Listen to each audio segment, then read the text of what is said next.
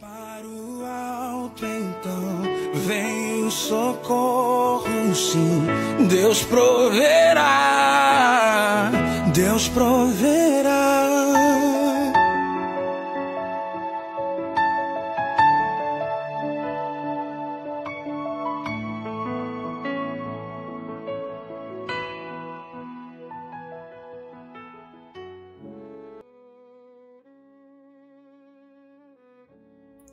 Olá, meus irmãos, a graça e a paz do Senhor Jesus.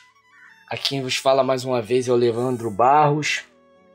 Eu venho trazer mais uma revelação para os irmãos, para que os irmãos se inscrevam no canal, os que ainda não são inscritos, os que já são, que possam ativar o sininho para receberem as notificações quando eu postar uma nova mensagem. Peço também que os irmãos deixem o like. Os irmãos estão vendo o vídeo, mas não estão deixando o like. Deixe seu like antes, para que o YouTube possa priorizar as mensagens. Também trago a novidade que as camisas do canal chegaram. Os irmãos tinham pedido e o pedido foi atendido. Temos o site também, lá pelo site dá para você comprar as camisas. Basta você procurar na descrição do vídeo aí, eu vou deixar o link do site, o e-mail para você fazer o pedido das camisas. Bem, meus irmãos, vamos lá para mais uma revelação, né? Hoje eu quero compartilhar algo que Deus me deu, que com certeza vai confortar vocês, como me confortou. São inúmeros e-mails que recebo todos os dias e de muitos lugares do Brasil e do exterior. Tenho conversado com irmãos da Europa, América, África, e a dúvida que observo é a mesma, dúvida esta até compreensiva, pois desde que somos bebês, fomos ensinados a viver por resultados, né? O bebê, quando ele chora, ele faz isso até que o resultado do seu choro seja alcançado, que é o suprimento da sua necessidade. E enquanto a mãe ou quem estiver responsável no momento por ele não o atender, ele vai continuar chorando. Quando estamos mais crescidinhos, então, a solicitação deixa de ser tão dramática, espalhafatosa, e se transforma naquele beicinho, né? Qual o pai e a mãe que ama o seu filho que resiste àquele beicinho, meio choro e meio fofura, de termos um resultado para aquele gesto de pirraça? Além de outras manifestações que aprendemos no decorrer da nossa vida, a como alcançar resultados favoráveis à condição que nos encontramos. Por isso disse ser compreensivo, que hoje no vale sombrio do rompimento da aliança conjugal não é diferente. Queremos ser ouvidos, assistidos e mais que isso, queremos ver os resultados por nossa busca pelo que é certo, ou seja, no caso a restauração do nosso casamento. Meus irmãos queridos, a revelação que eu tive de Deus ao aconselhar uma irmã por e-mail, Deus fazer nada. Na hora, o Espírito Santo trouxe à minha mente Jesus no deserto, que foi levado por ele até lá e que passou pela mesma situação. Me emocionei ao ouvir a voz do Espírito de forma tão clara nos meus ouvidos. E a confirmação que era ele é aquilo que eu sempre falei para vocês, né? Como Deus me confirma, né? Eu tenho a confirmação que é ele e junto com isso uma certeza inquestionável. Tenho a certeza que Deus queria que eu, através de mais uma mensagem, mostrasse aos irmãos que este não fazer nada de Deus faz parte do processo da restauração de quem se encontra no deserto. Eu coloquei o título nessa mensagem de Não vê Deus agir no deserto? Jesus também não viu. Tive muitas dúvidas acerca de quando eu não vi o agir de Deus simplesmente jogar para o ar. E que se dane o resto. Vou viver a minha vida, vou arrumar novas amizades, vou curtir minha liberdade, vou arrumar alguém que me complete, e o cônjuge que fica para trás e buscando a Deus, nada muda. E ainda fica pior, pois fica com um vazio deixado pelo outro que foi embora, colocando toda a culpa do rompimento nele. Covardia pura. Crianças são esmagadas sem pena pelos atos irresponsáveis de seus pais e mães que simplesmente resolvem esfregar na cara deles uma outra pessoa que eles nem conhecem e muito menos reconhecem como alguém melhor que seu pai e mãe que sofrem ao verem todos os exageros de quem cai no mundão. Mulheres largam não só maridos, mas ministérios onde louvavam ou ajudavam em algum departamento na igreja. Mulheres antes comprometidas e santificadas na casa do Senhor, agora por causa do desejo da carne, servem força de Deus, como se Deus tivesse as direcionadas a virarem prostitutas e adúlteras. Homens que antes eram pastores, homens de Deus, diáconos, presbíteros, vigiavam para não cair na tentação da carne das esposas. Homens que eram responsáveis no lar, trabalhadores, cumpriam com suas obrigações de maridos e agora covardemente esfregam na cara de suas esposas que estão felizes com outras mulheres, transando à vontade, indo a bares, andando de mão dadas com essas prostitutas inconscientes. Digo inconscientes, pois os amantes também são vítimas da concupiscência de suas carnes. Muitos deles cristãos desviados, o tipo de cristão que Satanás mais ama. Meus irmãos, por que Deus permite essa carnificina vergonhosa de mau comportamento do cônjuge apartado sem que ele faça nada? Se é de Deus que o casamento seja para sempre, se ele odeia o divórcio, como alguns categoricamente afirmam, por que ele não faz nada com o cônjuge que arrumou outra pessoa? Se ele fez o homem para não viver sozinho, então por que não vemos ele agir neste deserto, que é a busca pela restauração de casamento, e continuamos sem os nossos cônjuges? Por que ele não vem logo e dá um jeito nessa situação? Porque ele vê a nossa necessidade para esclarecer de uma vez por todas todos esses questionamentos que temos dentro de nós.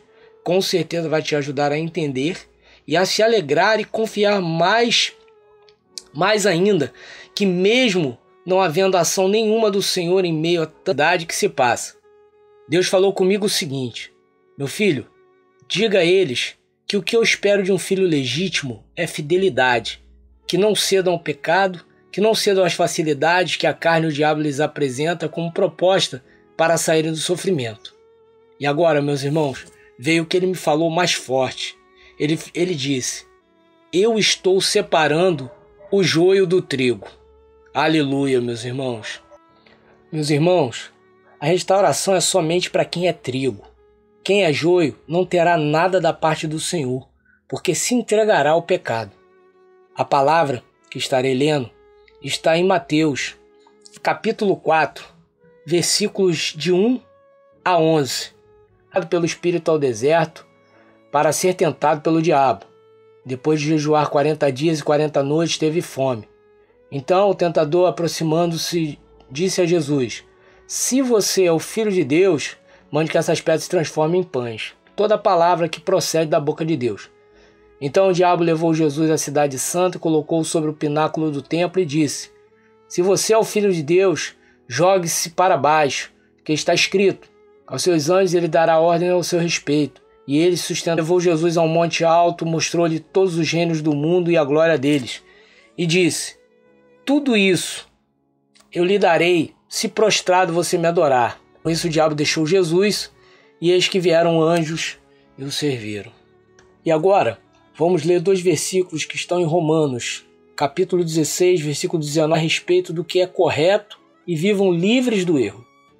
E o Deus de paz, dentro em pouco tempo, esmagará Satanás debaixo dos pés de vocês. Meus irmãos, depois dessa revelação, ficou muito claro para mim que deserto é lugar de saber quem realmente é com Deus e quem somente o procura. E o diabo é o instrumento usado por Deus para separar quem está junto de quem está somente do lado de Deus, mas que, dependendo da proposta, abre mão dele e se entrega ao pecado. Por isso que Jesus disse: quem não é por mim é contra mim, e quem comigo não ajunta, espalha. Espero que Deus me ajude a colocar em palavras tudo o que Ele colocou em meu coração e entendimento, para que, assim como de forma clara eu entendi, os irmãos e as irmãs também entendam. Primeira coisa que quero esclarecer aqui e quebrar esta teologia de que algumas pessoas pregam por aí que se você está com um casamento destruído, foi pelo simples fato de que você fez por merecer isso, ou que foi por causa do pecado que você cometeu. Epa, isso é teologia de merecimento e esbarra na mentalidade que se você fizer correto diante de Deus, não sofrerá ou será muito próspero. Isso é heresia, é teologia da prosperidade. Se busca, tem. Se não busca, perde. Podem parar de acreditar nisso. Jesus foi levado pelo Espírito Santo para se lascar de fome e sede por 40 dias. Bem, isso é o que eu posso afirmar, mas creio que também ele sentiu com solidão, dúvidas, inquietação, quem sabe suou algumas gotas de sangue. Bem, a Bíblia não relata isso, então só posso pensar e nunca afirmar. Mas imagina você passar 40 dias sem ter suas necessidades supridas por Deus. E o pior, e sendo assim, poderia dar pelo menos uma reclamadinha, não é verdade? Mas o pior não é ficar sem a comida e sem a bebida, não é, meus irmãos? Ah, não é não? O que tem sido mais fácil para você neste deserto que você enfrenta hoje, então? Você sente falta de comida? Creio que não, não é? Pelo contrário, muitos de vocês têm de empurrar comida, porque eu mesmo no início não sentia falta nem de comida nem de bebida. Graças a Deus, não emagreci nem 1 quilo. Também saí do sofrimento muito rápido, por conseguir tirar o foco do lugar errado. Mas enfim, Deus me mostrou algo nesta passagem que faltou para Jesus. Digo faltou porque ele não viu isto acontecer mesmo. E é a mesma coisa que a maioria de nós reclama que não vê, que foi o agir de Deus. Nesta passagem, você não vê Deus fazer nada para suprir Jesus. Acho que naquela época não tinha aquele piraquê de limão, hein, irmão? Aquele biscoito goiabinho. Ai, meu Deus, imagina. Tô brincando, meus irmãos. Mas voltando à linha de raciocínio. E olhe que não era qualquer filho não, hein? Era o filho mais obediente que já existiu. Era Jesus. Imagine se fosse eu ou você. Não precisava nem 3 dias não. No primeiro dia e à noite, se o diabo oferecesse pão, a gente ainda perguntaria se podia ter creme por cima e o caramba. Ai, meu Deus do céu. Porque nós não nos contentamos em somente ser supridos, mas queremos que seja do nosso jeito, não é verdade, meus irmãos? Mas imagine isso, irmãos. Você 40 dias e 40 noites sem Deus agir em nada na sua vida. Imagina, 40 dias e 40 noites ininterruptos, o seu cônjuge lhe afrontando sem descanso. Ou a pessoa que está ao lado dele ou dela, 40 dias e 40 noites esfregando a felicidade deles na sua cara. Ou imagina, 40 dias e 40 noites, seus filhos em viagem com seu cônjuge e a outra pessoa e você em casa sem notícia nenhuma. Imagina 40 dias e 40 noites, seu cônjuge, sem trocar uma palavra com você dentro de casa. Ou então, 40 dias e 40 noites, ele conversando com outra pessoa na rede social na tua cara. E você à noite e 40 dias, seu cônjuge ameaçando sair de casa porque não sente mais nada por você. Imagina 40 dias e 40 noites com a pessoa que você ama, você doido ou doida para dar aquela namorada e ele nem aí. Imagina 40 dias e 40 noites. Imagina isso, irmãos. O que vai acontecer? Papai vai sofrer com as suas acusações de que por que ele não faz nada para suprir a minha necessidade. Não precisa nem ser 40 dias e 40 noites, não. Uma semana em qualquer uma dessas situações que eu citei aí, e você com ousadia desavisada, porque para confrontar o papai tem de estar muito desavisado mesmo. Porque você não ouve Jesus dirigir nenhuma palavra para questionar Deus em sua passagem de 40 dias no deserto. Nós, seres humanos, que temos essa ousadia, sem ver o Pai dar nenhuma bala para matar a fome dele, nem uma gotinha de água para molhar a língua dele. Nada de agir de Deus a seu favor. Mas agora é que vem a revelação mais tremenda ainda. Deus está o agir de Deus. Essa teologia que é ensinada hoje em dia, de que se Deus não responder sua oração, é porque ele não está fazendo nada, me dá até repulsa. Deus estava agindo nos 40 dias e 40 noites de estadia de Jesus a todo tempo, pois Jesus resistiu, não morreu. Isso mostra a ação de Deus na vida do seu filho. Por isso que este discurso de que não aguento mais, vou desistir porque não filho ilegítimo, semente que caiu no meio dos pedregais ou que caiu no meio dos espinhos. E é justamente esta falta de ação de Deus em sua causa, trigo.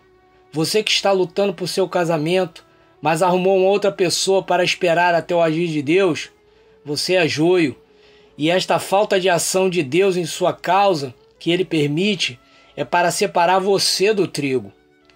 Jesus era trigo. O diabo poderia soprar que ele não se moveria do eis que Jesus permaneceria em lugar de humilhação. O que é mais humilhante? Você ser confrontado por seu cônjuge ou pela pessoa que está com ele hoje? Ou você, sendo Deus, pois Jesus é Deus, ser confrontado pelo diabo? Que é mais humilhação do que isto? O grande eu sou sendo confrontado por um ser de natureza caída, pecaminosa, amaldiçoada e condenada eternamente. Deus ser confrontado pelo homem já é um sinal claro de humilhação. Imagina ser confrontado pelo diabo então, que é muito mais inferior que qualquer homem que exista. O que te dá o direito de achar que Deus não está agindo em sua causa, se a maioria aqui está no deserto porque não foi trazido, mas se jogou aqui através de pecar contra Deus, colocar Deus em segundo plano, e Deus, por misericórdia, ainda está te tratando para você não somente se voltar a Ele, a viver com Ele eternamente, mas também te devolver seu casamento. Por que você exige tanto se na verdade colocou seu cônjuge no lugar de Deus e depois foi traído por Ele? O que Deus tem com isso? Por que o culpa tanto de Ele não agir em sua causa, sendo que você que causou isso? Jesus não causou nada para ser conduzido ao deserto. Me mostra onde na passagem relata ele confrontando o Pai por falta de ação a seu favor.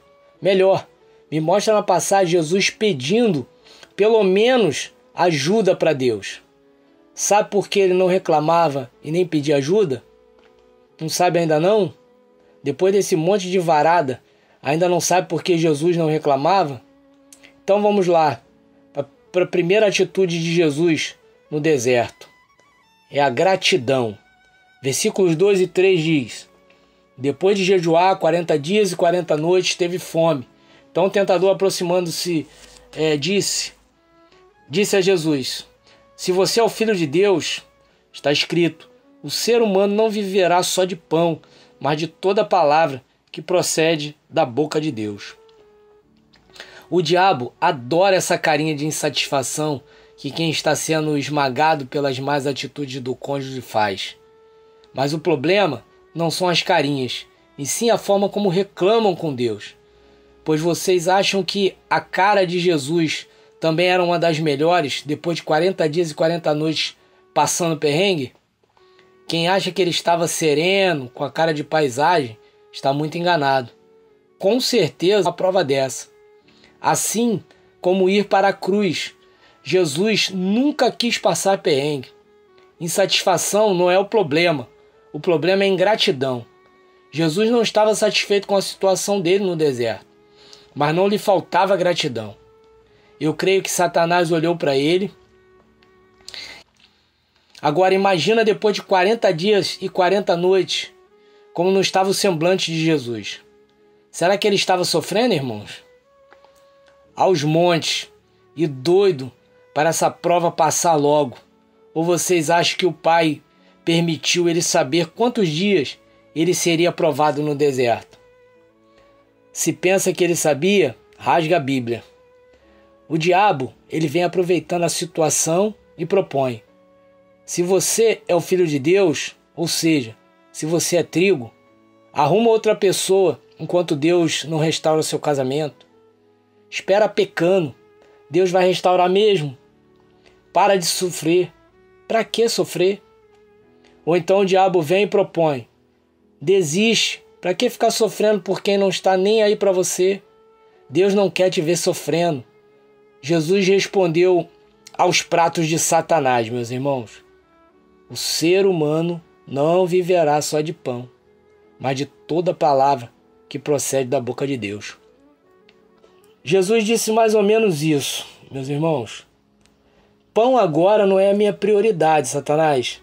Por mais que eu esteja com muita fome, Deus me disse que Ele vai me suprir, e não você com seus pratos.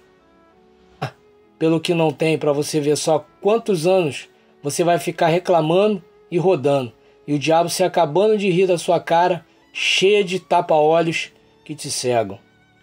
Vamos para a segunda atitude de Jesus no deserto. Antes ele dará ordem a teu respeito, e eles o sustentarão nas suas mãos, para que você não tropece em alguma pedra. Quem é humilde se contenta com a condição que se encontra, desde que esta seja a condição que Deus o colocou. Já quem é joio é soberbo. Lembre-se que o joio se parece com o trigo. Fala como cristão, anda como um cristão, mas não aguenta o que um cristão triga para ver o que acontece. Deus é contigo mesmo. Se você se quebrar, Ele dá um jeito de arrumar a besteira que você fez. Quantos crentes aí se aventurando, fazendo o que querem e usando o nome de Deus para errar. Deus me tocou para eu mandar uma mensagem para o meu cônjuge. É de Deus eu me preocupar com ele por causa do coronavírus. Tira Deus dessa revelação. A pessoa que está com ele, aí vem chorar. Deus, você não está vendo porque você não faz nada. O diabo, irmãos, é mestre em induzir você a tomar atitudes na carne com falso intuito de que vai agradar a Deus. E ele tentou fazer isso com Jesus 3 vezes. Estão esquecendo? O diabo falou isso para Jesus. Vai, Jesus, mostra que você confia na palavra, que você pode pular, que Deus te segura. Mostra que você confia nele. Deus está tratando o seu cônjuge, meu irmão, separado de você. Mas você a todo tempo metendo a sua mão, mandando mensagem, discutindo com o amante, com familiares dele, fazendo suas cobranças a eles, querendo mostrar para o cônjuge que não importa quanta sacanagem ele fez, que você está disposto a aceitar ele de volta, basta ele querer voltar. Isso tudo é atalho. E atalho, vocês sabem quem é que faz, né? É o capiroto mesmo. Se mata de orar pelo cônjuge, faz mais campanha, uma só está pouco. Se você parar de orar por ele, Deus não vai trazer ele de volta não. Não dá ouvido a esse tal de Leandro Barros não, ele é maluco, dizendo que se você busca a Deus pelo que você quer ter, que é o seu cônjuge de volta, depois que seu... para Jesus, né? Vai, se você é o filho de Deus, não, meus irmãos. Jesus sabia que não deveria fazer nada de errado, pois se ele fizesse errado, Deus não pisaria na cabeça do diabo, como lemos em Romanos 16, versículo 19b a 20. Vamos ler de novo, que diz: eu quero que vocês permaneçam sempre muito seguros a respeito do que é correto e vivam livres do erro. E o Deus de paz, dentro de pouco tempo, esmagará Satanás debaixo dos pés de vocês. Satanás é o pai. O dia inteiro, busque aquilo o dia inteiro, à noite, na madrugada. Tomem muito cuidado, irmãos. Cuidado que vocês podem estar fazendo errado, achando que estão fazendo certo. Está buscando o homem mais do que está buscando a Deus. Foi a prioridade. Versículo 9 diz assim: e o diabo disse: tudo isso lhe darei se prostrado você me adorar. Então Jesus lhe ordenou: vá embora, Satanás, porque está escrito: adore o Senhor seu Deus e preste culto somente a ele. Com isso, o diabo deixou Jesus e eis que vieram anjos e o serviram. Notem que nas duas tentações que o diabo fez para Jesus, ele ainda tinha dúvida se Jesus era realmente o trigo. Porque nas duas ele usa a expressão, se você é filho de Deus. E já aqui o diabo já sabe com quem está falando. Ele não tem dúvida mais que Jesus é trigo de verdade. Tudo por causa da atitude de Jesus em meio à não intervenção de Deus. Deus por acaso agiu em algum momento aqui para ajudar Jesus desde o primeiro dia que ele entrou no deserto até este momento? Nada, meus irmãos. Nem um porretezinho para Jesus meter na cabeça do diabo. Nada, nenhuma manifestação do Pai. Por que você acha que Deus tem que agir a todo tempo e do seu jeito, se Jesus, que foi Jesus, nunca reclamou de nada? De onde você tirou esse direito que eu não sei até agora? Quando digo você, estou falando do ser humano, irmãos, inclusive eu, tá? Pois antes de passar tudo isso para vocês, lembre que isso foi revelação de Deus a mim primeiro. Me fez enxergar a mim primeiro. Falo isso porque senão podem pensar que eu estou me colocando acima de vocês. E não é isso mesmo, ok? Irmãos, tudo aqui dito nesta mensagem é para todos nós. Satanás é perito em nos convencer que o que Deus tem nos dado não é o suficiente para nos satisfazer. E por mais que o que Ele nos tenha dado não estejamos satisfeitos, temos de entender que somente a graça dele deveria nos bastar. Não é isso que a palavra de Deus diz? Nossa prioridade no deserto deveria ser a mesma de Jesus. Estar no lugar que Deus o colocou, independente se é agradável ou não. Aqui no caso, o deserto era desagradabilíssimo. E o priorizá-lo acima de qualquer necessidade foi a atitude final que Jesus precisava mostrar para Deus antes de o tirar do deserto. Satisfação plena em Deus. O diabo queria dar tudo a Jesus. Bastava somente Jesus dar uma ajoelhadinha. Mas Jesus negou tudo do diabo para ficar com nada de Deus naquele momento. Meus irmãos, enquanto você não chegar neste nível de gratidão, humildade e prioridade no Senhor, digo que ficará no deserto com direito a ter o capeta como acompanhante por muito tempo. Jesus, com esta declaração de que adorar o Senhor Deus e prestar culto somente a Ele, mostrou que o tempo no deserto o preparou para provas maiores que viria, e a maior delas, a cruz. Essa verdade na vida de Jesus desmascara mais um engano que muitos vêm pregando sem entendimento da palavra, de que depois que Deus restaurar seu casamento por completo, vocês serão um casal perfeito. Eu não sei de onde essa gente tira tanta imaginação. Seu cônjuge vai voltar totalmente restaurado. O que é isso? É lata velha do Luciano Huck? Leva o velho e traz outro novo totalmente voltar? E fica achando que por ter havido a restauração, a luta para manter o seu casamento acabou. Casamento é casamento e nunca vai ser flores. Frustrado vai ficar quem acredita nisso. Se você não continuar priorizando o Senhor quando seu casamento for restaurado, ele vai quebrar de novo. E se bobear, quem o destrói desta vez será você. Não acredite em declarações positivas que andam falando sobre restauração. A realidade será totalmente diferente. Acredite no que eu digo. Jesus saiu do deserto e depois foi encarar uma prova pior, que era a cruz. Por isso que eu digo, deixa o cônjuge de lado, coloca Deus no centro, se empenhe em ser cheio do Espírito Santo, pois seu casamento será restaurado. Mas depois que você sair desse deserto, tente estar preparado para a cruz que vem depois que o seu cônjuge voltar para casa. Pergunta para quem já teve casamento restaurado se existe essa perfeição de totalmente restaurado que estão declarando sem entendimento por aí. Gente, é difícil para mim ouvir tanta gente iludida que me manda e-mail me falando que o que as faz continuar nesta luta é a certeza de que quando Deus restaurar, será tudo diferente.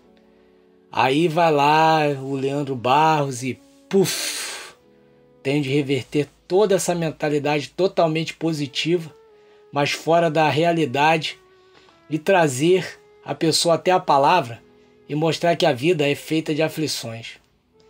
Onde fica o "no mundo tereis aflições" que Jesus nos preveniu? Quer dizer que depois da restauração completa, esse versículo não tem efeito mais em casamento nenhum que foi restaurado? Meu Deus, já estou vendo um monte de gente frustrado lá na frente com o casamento restaurado e tudo. Acorda, gente. Se apeguem ao que a palavra de Deus diz e pare de acreditar em declarações positivas. O meio evangélico está cheio delas. Declarações que assassinam a mensagem principal, que é o sofrimento da cruz, que usa discurso de vitória garantida para ganhar a simpatia de vocês. Casamento sempre foi batalha, desde que todos nós estávamos na barriga da nossa mãe, desde que todos nós nos entendemos como gente. E não adianta dizer que eu sou cético e que eu não acredito que Deus restaura, porque eu acredito. Tanto que meu canal é de restauração de casamentos também. Mas não se trata disso, e sim da realidade de que a restauração será somente mais uma etapa vencida. Mas a luta continua. E creio que pior. Pois se Satanás fica furioso com um casamento que esteja dar certo, você acha mesmo que vai ter esse descanso prometido? Que você venceu a batalha e pronto? Isso é coisa que só quem gosta de conto dizer que Deus não age, que Deus não avisa, quer se iludir. É cada um no seu cada um. Eu prefiro ficar com a palavra. Fiquem os irmãos na paz de Cristo. Espero que esta palavra te console. Que se Deus não interviu no deserto de Jesus, assim como não está intervindo muitas vezes no seu, e as coisas ruins vêm como cachoeira, isso não é motivo para você parar e nem deixar de buscar a Deus. Jesus não viu Deus agir, mas falava e ouvia a todo tempo através da sua palavra. Deserto não é lugar de milagres de Deus, é lugar de obedecê-lo, mesmo sem seus milagres acontecerem.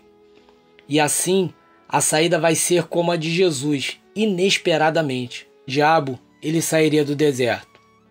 Jesus não estava preocupado em sair, mais do que estava preocupado em obedecer enquanto estivesse lá.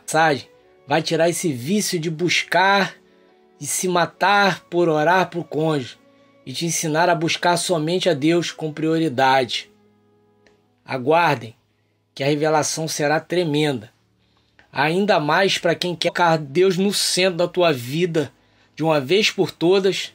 Eu não sei mais, pensamento de obediência, com certeza tem ânimo suficiente para profetizar desta vez e quantas mais for preciso no mundo espiritual. Estou lutando por você. A graça e a paz do Senhor Jesus, meus irmãos. Fiquem com Deus.